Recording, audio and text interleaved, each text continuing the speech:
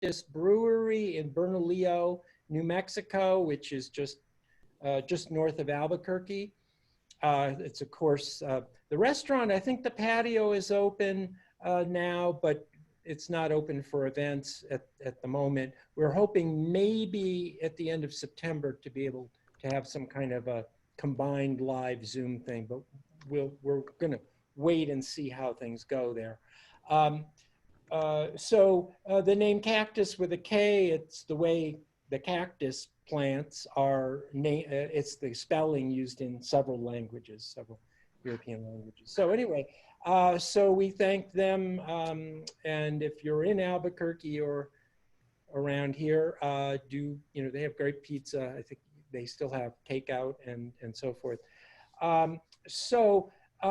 Jules, do you want to say a couple of words about, Jules is our tech person and sure. of course publicity, does all the publicity, and do you want to say something about the July reading?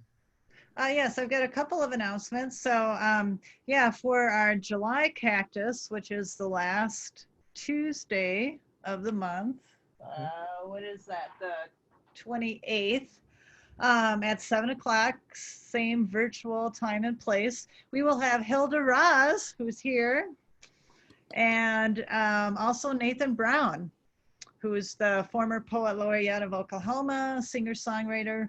We're really pleased to have Hilda. She's our neighbor here in Placitas, just a couple mile down the road. So we're great to see you virtually, Hilda. She's got a couple of new books out. And Hilda, if you feel like putting info on chat about your books, feel free. And then tonight, yeah, and then Nathan Brown always has books, and he's a singer-songwriter as well. Anything else you want to say about that, John? Just that Nathan's in Austin, Texas now. So. Oh, okay. All right, yeah. And then we also, when we were at Kaktus at the bar in person, we always used to pass the hat for the poets. So to do that virtually, we have a donate button, and you can go to poetryplayhouse.com, the main website, and then right on the main page, there's, you'll see it, there's a little donate button on there. If you click on that, it will bring you to either PayPal or a credit card, and you can put whatever you want in there. We always split it with the poets, so it's going to be divided between Scott and Colleen.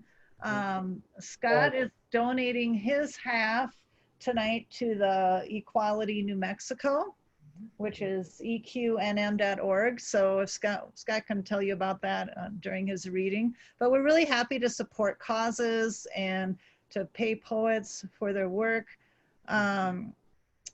Colleen also has a new book out, Psalms from an Ordinary Woman. Her book info is also on the website, poetryplayhouse.com, and it's also on Amazon. So Psalms from an Ordinary Woman, Colleen Powderly. If you Google that on Amazon, you can order the book now. It's hot off the press. It's off the press from Poetry Playhouse Publications. So we finished editing it. So yeah, and it's a great book. So so that's I think. Oh, one other thing, Jules, before we get started, are you thinking about opening the Playhouse by appointment? Well, behind me, you can see the labyrinth that is actually in the Poetry Playhouse backyard. We've had a few requests, and either to come up to Placitas to walk the labyrinth or to come into the Playhouse on your own. We would leave the door unlocked. We wouldn't be meeting you because of social distancing. But we would have to, you can email us. We'll set up an appointment if you want to look at the books that we have for sale. We also have some art things going on, the projects, cards, different merchandise. So we're open to that, but it has to be by appointment. So you can just let me know. I'm putting my email in those chat here. Yeah. And I wanted to just give a shout out to Catherine DaCosta from Rochester, who just joined us. Nice to see you. Yeah. Okay, so I thought I would begin. We lost another great author today, Rudolfo Anaya, who is, I think, the most beloved author in New Mexico, and his book "Bless Me Ultima" is really taught in all the schools, and he also is a poet, did a book of poetry fairly recently. I thought I would begin just by reading the first, paragraph from his novel, Bless Me Ultima. And Ultima came to stay with us the summer I was almost 7. When she came, the beauty of the Llano unfolded before my eyes, and the gurgling waters of the river sang to the hum of the turning earth. The magical time of childhood stood still, and the pulse of the living earth pressed its mystery into my living blood. She took my hand, and the silent magic powers she possessed made beauty from the raw, sun-baked Llano, the green river valley, and the blue bowl which was the white sun's home. My bare feet felt the throbbing earth, and my body trembled with excitement. Time stood still, and it shared with me all that it had been and all that was to come. So, Rudolfo Anaya.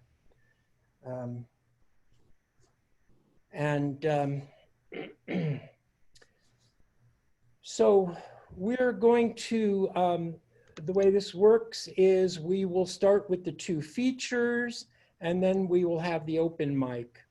And each of the featured poets will read for about 20 minutes. And we're going to start with Colleen Powderly from Rochester, New York. And as Jules mentioned, we just published the book, Psalms from an Ordinary Woman. And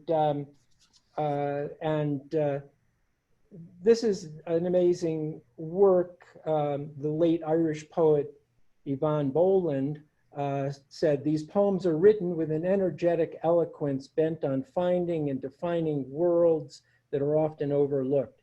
Sickness, displacement, late night musings are all included. The reader will look into this deft language with its elegy for what is lost, not just as into a poem, but as into a mirror. These poems have the ability both to console and to be remembered." And anyway,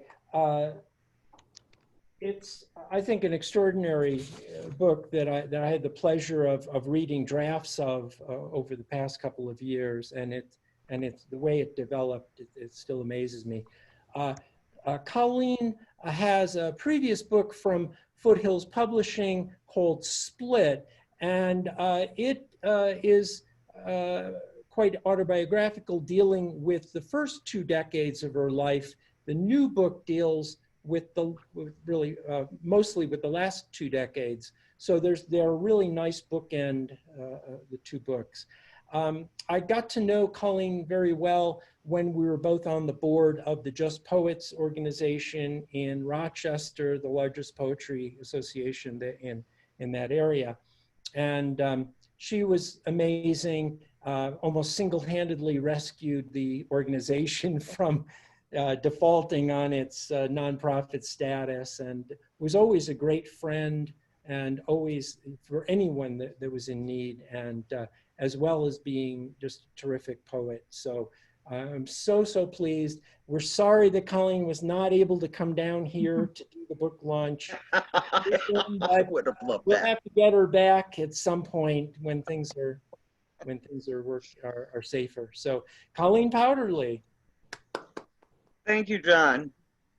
And thank you, Jules. I don't even know what to say. I started to get teary when you were reading the piece from Yvonne Boland. But I'm fine now. I have lived in Rochester, New York, in Western New York, 80 miles from Buffalo, for most of my life. Didn't think I was going to, but you know, here I am. And this is basically where the book is set. The first piece is called Lilacs and Regret. And the only thing you need to know about this is that we have a lilac festival every year, and I gather we're something like world famous for it. So little binds us. Nothing I want from other parts of America, even especially those I've lived in. I choose this place, this safety I know. Cars thick but drivable even in rush hour. People offering help to a handicapped woman. Seasons rampant with beauty outweigh dreck left by humans. Still, we spend millions on lilacs blooming, yet ignore the cancer of hungry children. I've never been to the Festival for Lilacs. Neither have I been to a soup kitchen or food cupboard to work. Lilacs, heavy fragrance wafts across streets and bridges, widely planted, enough to stand in corners of lots all over the county. Fragrance everywhere 10 days in spring. Beautiful time of year, we say. Fill ourselves with aroma, smile in satisfaction. Our city, our country, alive with scent. Forget the old association of lilac with mourning. Death in the house 10 days to death in the land. Death of sanctioned beauty for the year. Death of celebration by late May. Half my city's tarnished year, we grieve this land's harshness to those poor of body, of soul, yet forget to give to food cupboards in the controlled wreckage of our lives. And here, in the city I love, synthesis and perception are silenced by the struggle against poverty. Shunning by society of poets, historians, radical thinkers who know better than to buy newscast lines. No, we are force-fed only what's allowed. No, to speak out is to be silenced. But to buy the line is to become subject to patent condescension, not thoughtful, undeveloped judgment. We're thwarted by the wealthy's jaundiced need to control discussion, quash dialogue. We watch it happen around us while we drive to jobs, buy food, wash dishes, do laundry. Watch while we can do nothing.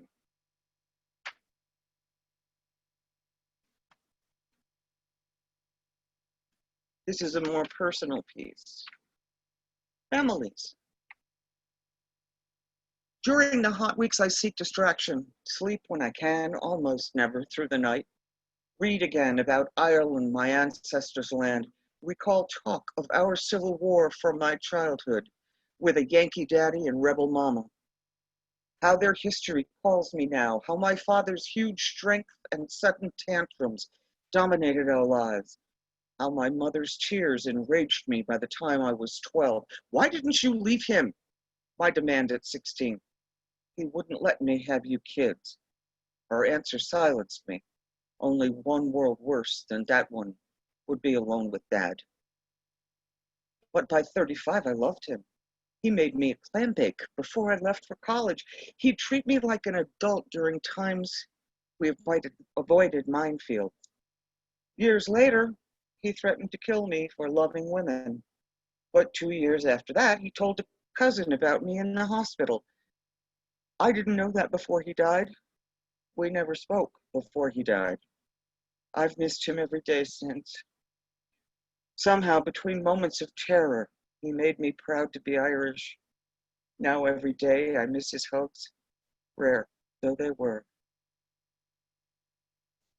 My father's mother, born in Mayo, stands at the rock wall, above the road, saying goodbye to her country.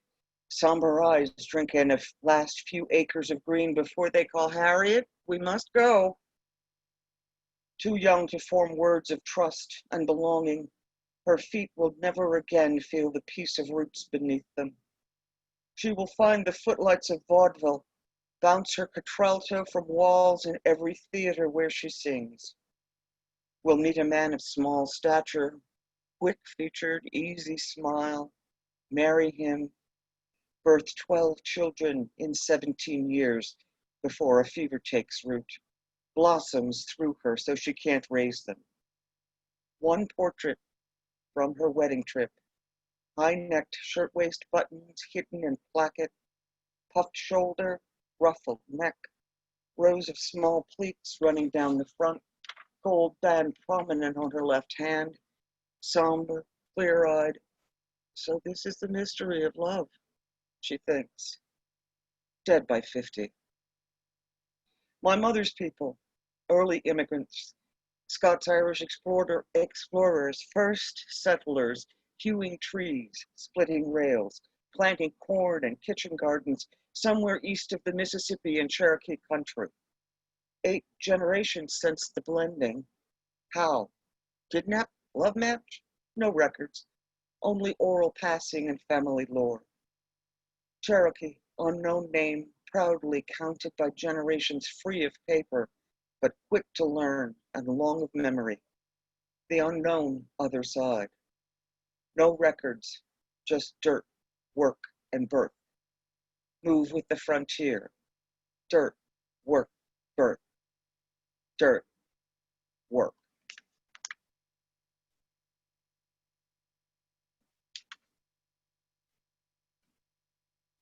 Death in my city. Young man, raised to be good, to be kind, to help others, talk to God, believe in a positive life. Outside a store in the violent crescent, refused to be robbed, chose to fight his killer on camera holding a knife. Mugshot shows a man who's tired. How many others did he kill? How many gave in? How many gave up? A man barefoot on his porch one night, work shirt open to catch the breeze on his chest, hands and arms scrubbed of daily grime, cigarette loose in his fingers, watches people on sidewalks under streetlights. Laughter rings the air like bells. Who spoke ill to him? Who argued? Shot him? Who left him slumped in his chair, feet akimbo from trying to stand? Bullet through his chest, wedged against the bone of his spine. Gentle, his people said. Kind, his neighbors said. Sprawled on his porch, breeze cooling the slow-growing stain. Witnesses saw, but no one talks. No snitching.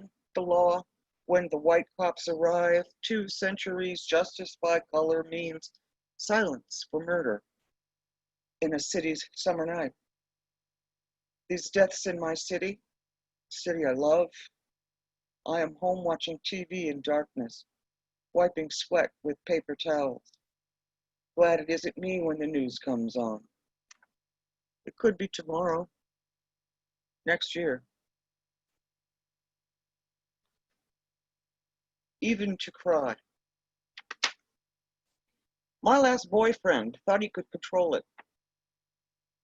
But before he thought twice, he stole mouthwash, shoved its long neck down past the gag reflex, swallowed brutal drugs.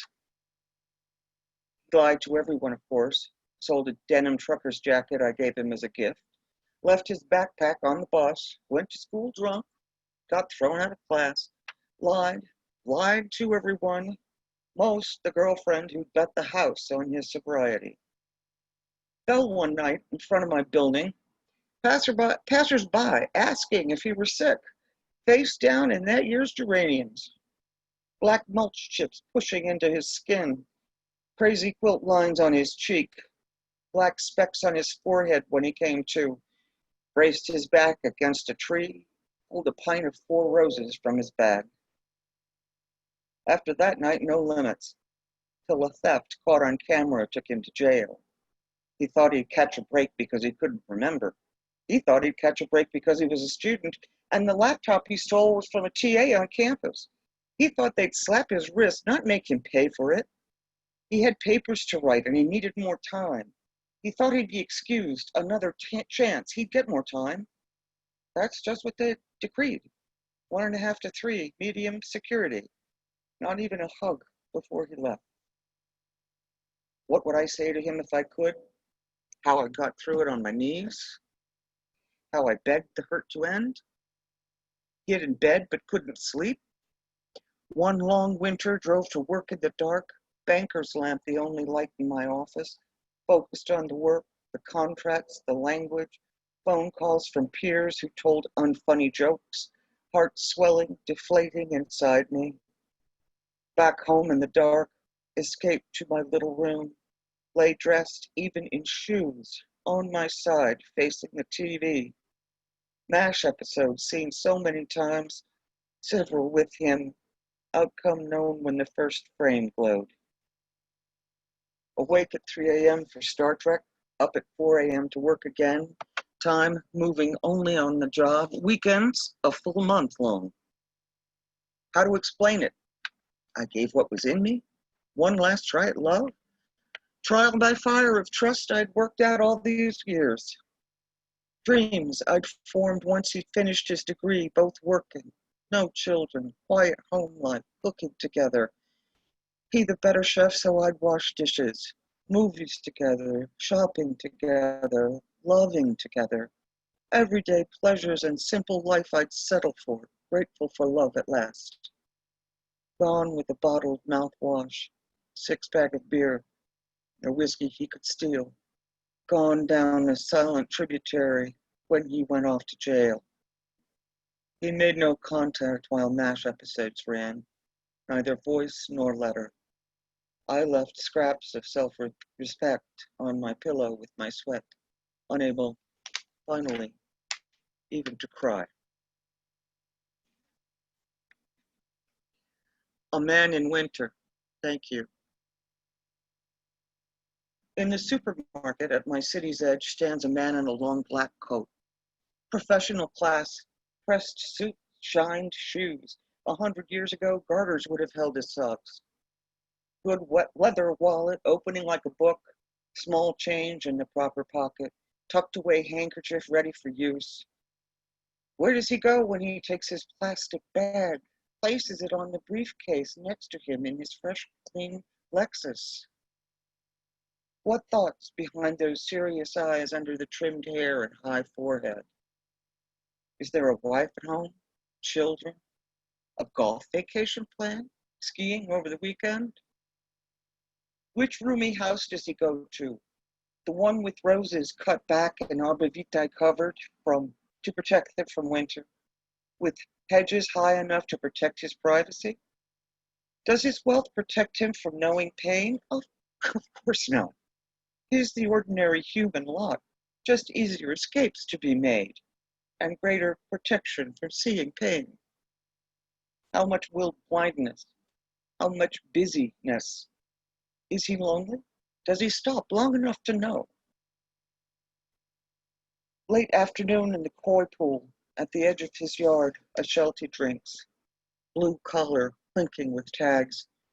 Run away 7 months. Fresh paw prints in snow. 2 women in their 70s tracking behind. Ask the black-coated man parking his car, "Can food be left?"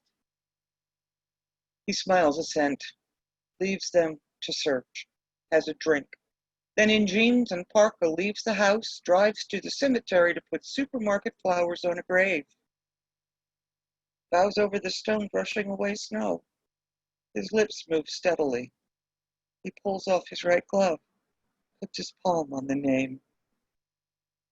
Sun sets beneath snow clouds, blocking Orion's arrow, pointing to the sheltie 300 yards away. Heavy flakes settle along needles on evergreens bordering his yard. He sees the shape of a Florida palm in one plant as he slides into the garage.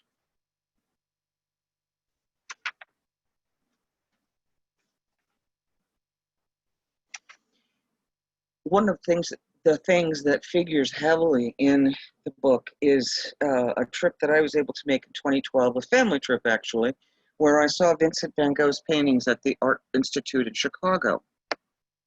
I knew what, and that's all you need to know. The Art Museum at the end of the world. That night in dreams, I am outside the Art Museum at the end of the world. The thinker greets me beside the walk where my feet don't hurt. Further on, the David towers over me, the breadth of his chest a wonder, his delicate genitals and long muscled thighs a spell in white marble centuries old. Glass doors are garlanded by full-petaled flowers, peonies, roses, My favorite wind-bent daisies chiseled gingerly. Sunlight falls on them, delineates shadows, extends details. I think they're moving. I'm lightheaded, but keep my balance. Drift through the spell-open doors to find Mona Lisa, smiling. In the front rooms, Renoirs shine their dazzling blues. I wander his walls, with love in his portraits. Two sisters I saw in Chicago, revisited now that there's time. Manet's are next, his haunting darkness. Blacks separated from blacks, from near blacks, from whites. Gallery lights chiseling each shade. I hear a whisper behind me. Turn to galleries of Van Goghs. The ones I never saw except flattened in books, sketches, studies, a single iris, field of irises, field of wheat, the sower, the potato eater's grim and blatant sketch of a sunflower, sunflowers lighting its own room. A whisper rises behind me. I turn, find the works from Chicago. The drinkers' blue and white uniforms beneath clouds impasted thickly with white. Fishing in spring with its startling pinks. Then the poet's garden. And I'm crying as I did in life when I saw wind move its leaves. I thought I might touch them. I want to walk that garden now. The voices rise. There are almost words. I leave my Van Goghs, follow human cadence to the room where one painting hangs. Main Street Bridge, Rochester, 1908. The buildings over the Genesee. Laundry hanging above the bowed windows of a tea room. Walls shadowing windows where light never shines. The voices come through, come as if through fog, directionless, half heard. They're from souls trapped above the tea room smelling cakes while garlicky stews waft out on the wind from their rooms. I smell their wanting cakes in China from that other world. We're together above a noiseless river as their voices float on the wind. I hear the lilt of their angers, the cacophony of their desires. Thank you.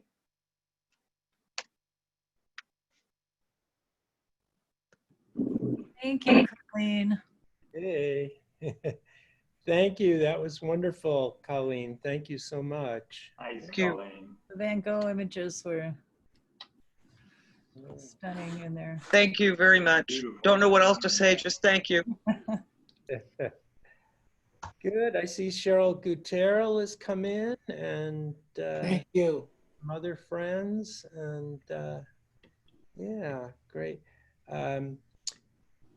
So we're going to turn to our next reader, Scott Wiggerman. And Scott and his husband David moved to Albuquerque about, I think it's about 5 years ago. Is that right, Scott? Maybe. Well, it's Yeah, you're on. Yeah. Okay. Yeah, a little more than that. Yeah, and just took the city by storm, and amazing, both of them, in the poetry and the arts community and theater community, everything else. And Scott has been the president of the local chapter of the New Mexico State Poetry Society for, I think, at least 4 years, and also helped put on our annual Poets Picnic, which is delightful. Unfortunately, didn't happen this spring. Yeah, well, next year. Yeah. And they also do, Scott and David also do this Wing Beats. They have wonderful two-volume anthologies of poetry prompts by illustrious poets called Wing Beats 1 and 2. And they have a monthly Wing Beats prompt group. Now it's on Zoom. Scott can tell you about that if he wants. So anyway, they also have the these Dos Gatos Press, and that started in Austin, Texas, and now here. So anyway, it can go on and on. Scott has 3 books of poetry: Leaf and Beak Sonnets, and Presents, and Vegetables and Other Relationships, as well as the anthology, several other anthologies, quite a few anthologies actually. So we could go on all night with Scott's credentials, but anyway, you will enjoy his reading, I am sure. Scott Wiggerman. Thank you. Thank everyone for being here, and thanks to John and Jules for having us here. I decided tonight I was going to read all poems that aren't in books, aren't in my books anyway. So you'll get a little bit variety of things you perhaps haven't heard before. I'm going to start with this one called Tut Tut My Muse. You sprawl across the length of the couch as if it's a gilded throne. A bit of a slouch you are, in a well-worn bathrobe and flophouse slippers, expecting to be fanned. And I'll do it, grudgingly, at least for a while, wanting to support while sucking down bile. For you're lost in thought, nibbling on a pen, scribbling down words. When you've got this yen, I try to humor you. More coffee, I purr. Can I fluff those pillows for you, sir? I'd call you Highness if you would work that pen some more. You think I'm a jerk, an obeisant servant, and when you write, I guess I am. My life, like my hair, is a fright when you're unhappy. You get inspired when I am down, my flames expired when you're on fire. A twisted, symbiotic relationship. How well I know your shtick.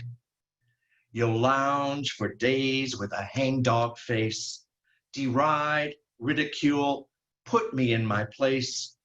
You'll bark out orders parked on your butt, dismiss me with a palm, a brutal tut, tut.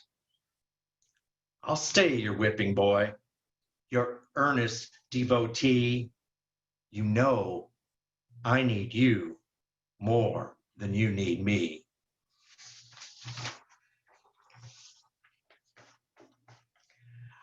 You will probably notice that I write a lot in forms. That one was in rhymed couplets. This one is not. This one's taking me back to childhood. My family is all from Chicago, and I initially was there. And when I was about to be school age, we moved out to the suburbs. And this is an ekphrastic poem based on that. It's called St. John's, Room 102, 1961. Second grade black and white school picture. A painted cement brick classroom of bare metal lockers and empty metal desks. 33 seated students, hands folded on top of the desks as demanded. 14 students standing behind them. Boys to the left of a vigilant Sister Theodosia. Girls to the right, a 3-foot statue of the Virgin, blessing the space from atop the wall of lockers. A numbers to 100 chart hangs over the blackboard, above which the last 10 letters of the alphabet are printed neatly, upper and lowercase, side by side. 50 years later, I discover my measured penmanship, a sprawling cursive with capital letters full of flourishes on the back of the photograph. As if I knew that someday I would no longer remember the names or faces of these classmates. They are identified row by strict row. Clearly, I didn't know all of them even then. One girl is identified only by a last name. And there's a blank space for filling in a name between Kelly and Debbie. Another between Tommy and Timmy H. Names straight out of the Mickey Mouse Club we all raced home from school to watch. And as if I might not remember myself, I have added a me in parentheses over my own name. But I recognize the two boys I later had sex with, one who went on to the seminary, one who went on to the Catholic high school. Hell was the swear word we knew too well.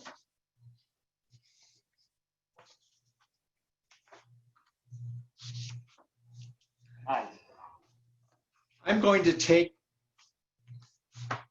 as John mentioned earlier, Colleen and I used to work and play together frequently back in Peoria when we were both much younger, and this was in the mid-70s. And I wanted to read a couple Peoria poems. They were good times and they could also be bad times. So I'm going to start with the good. And this one's called Bump and Smooch. We picked them up while trolling one of those weekend garage sales. Yes, they were someone else's trash, the cheapest kind of costume jewelry. 2 imitation silver seahorse brooches, each with a tiny rhinestone eye that even then barely glistened. Yet we fawned over them like King Tut's treasures, shrieking as we pinned them on each other, shocking the Peoria housewife who'd never seen 2 queens in action. The seahorses became an unspoken pact. I wore mine to the mall each day and would squeal with delight when he'd show up wearing his. Before we adjusted to sales mode, we'd gallop to each other like long-lost lovers and bump our brooches together amid a flurry of seahorse air kisses. Of course, it was the 70s, and who didn't seem gay?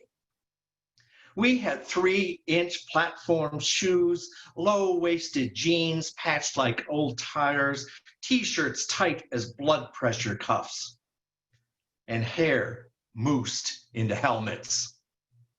I wore a ring on every finger, each as gaudy as a 5-and-dime counter. Who was going to notice an 1.5-inch brooch on a collar wide as a book? Like seahorses, the times were short-lived. I kept my tacky little pin, and somehow I know he kept his. Our war medals, prized like veterans, buffing silver out of gray.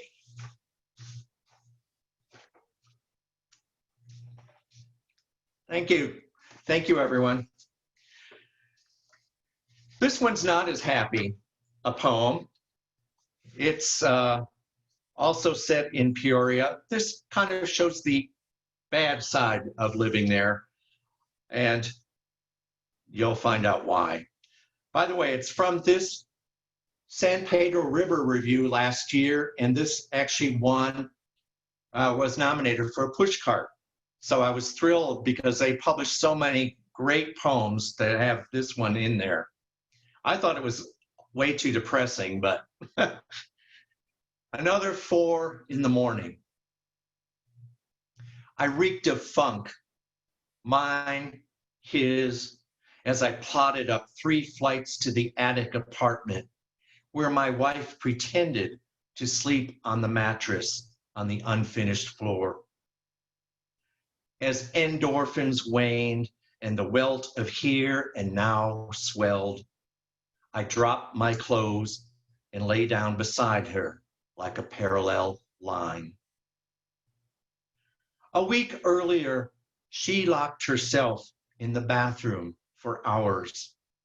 So quiet behind the solid wood door, I thought she'd killed herself. Part of me wished to find her body undone in the claw-footed tub, the cold belly of a great white beast. On the mattress, we lay still as coffins, till a dam of tears unleashed, hers, mine, and our bodies followed, making love as if we'd never do it again, as if there were no pattern to these islands of want, as if the embers of another 4 a.m. were not already kindled.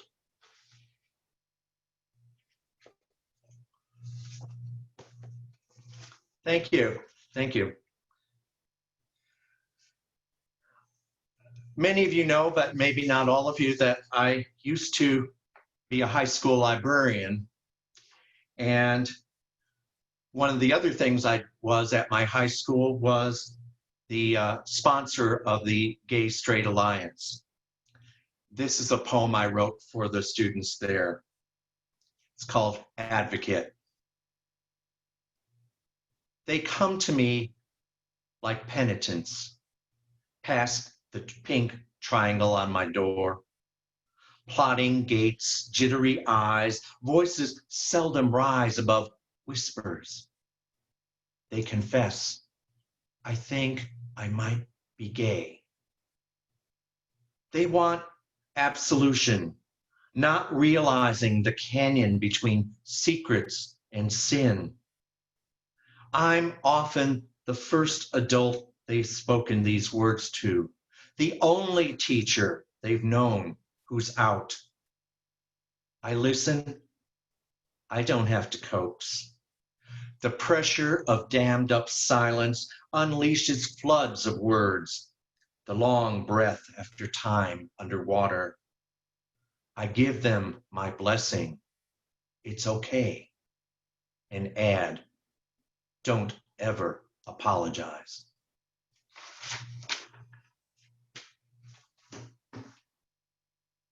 Thank you.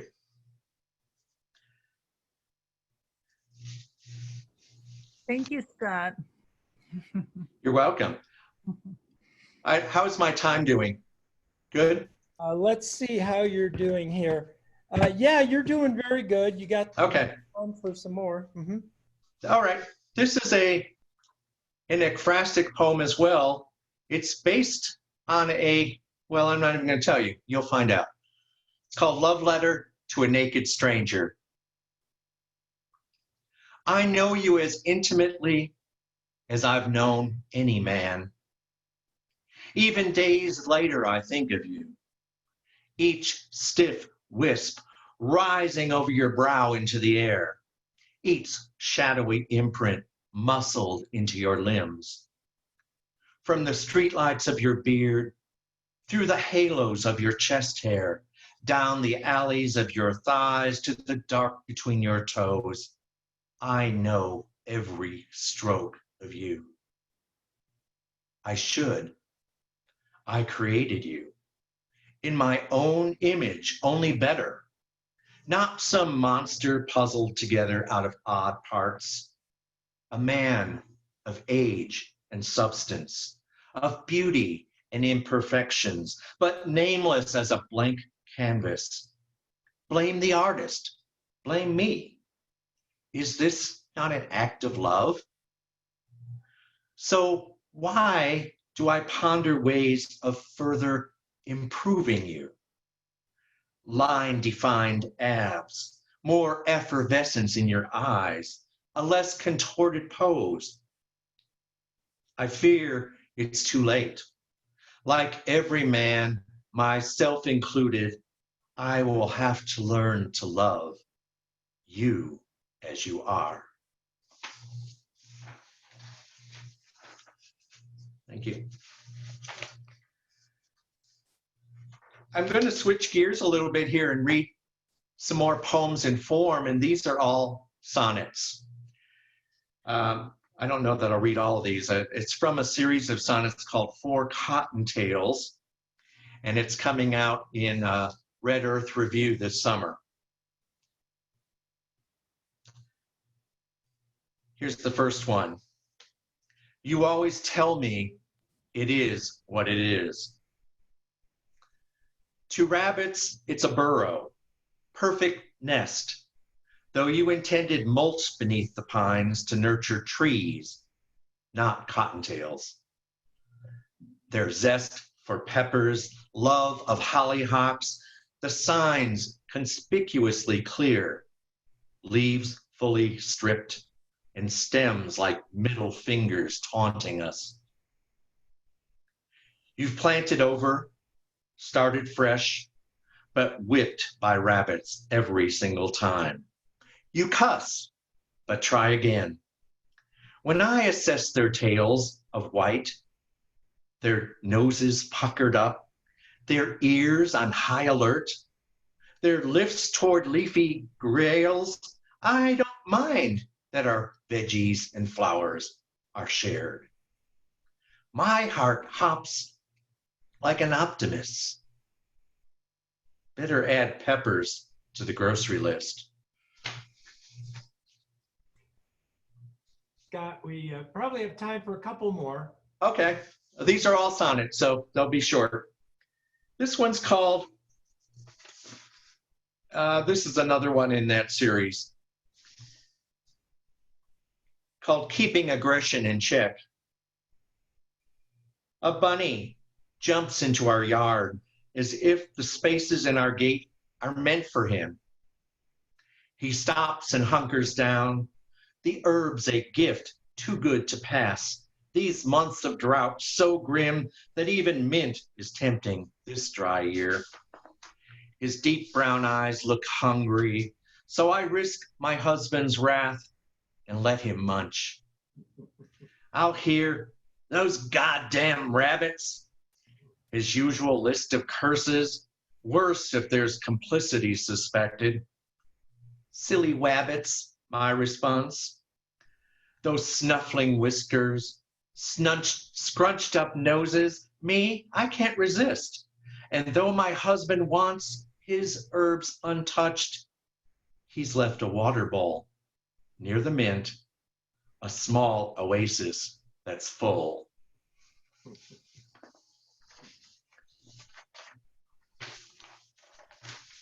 And I will conclude then with this poem, which is a ghazal, and it's also about my husband. It's called Little Histories, and it starts with a Emily Dickinson line. The world stands solemner to me since I was wed to him. In the heart's dream state, I always knew I was wed to him. He recalls the scent of all the hairy armed men he's loved. I might be jealous, but don't wish even one were dead to him. The trial of high school, the daily guilty verdicts, remembering my first love, oh, the tears I shed for him. Can dry years of denial ever be compensated? He said we'd take it slow, and then I went to bed with him. The tiniest pebble can be a constant irritation. Under pressure, coal transforms to diamond, I said to him. Little histories are often greater than the world's. On a rocky coast I tripped, and then I bled for him. I explored the darkest and strangest hallways for love. Would I have settled for someone, anyone, instead of him? Who hasn't made a lot of bad decisions? Praise dumb luck. Following a path past heartache and pain, I was led to him. Thank you all so much for being here tonight. including those of you who came from afar, like Carol from Hawaii and Murphy from Austin. Delightful reading. Thank you, Scott. My pleasure. Yeah, we got a bunny problem here too. I don't see it as a Ask John problem. about the bunnies later. They are so damn cute though, especially the little babies. Yeah. Yeah. Anyway, yeah, thank you, Colleen, again. Thank you, Scott. Can we get unmuted for a round of applause for our poets? Woohoo! Yay! Hey, thank you. And Pleasure. don't forget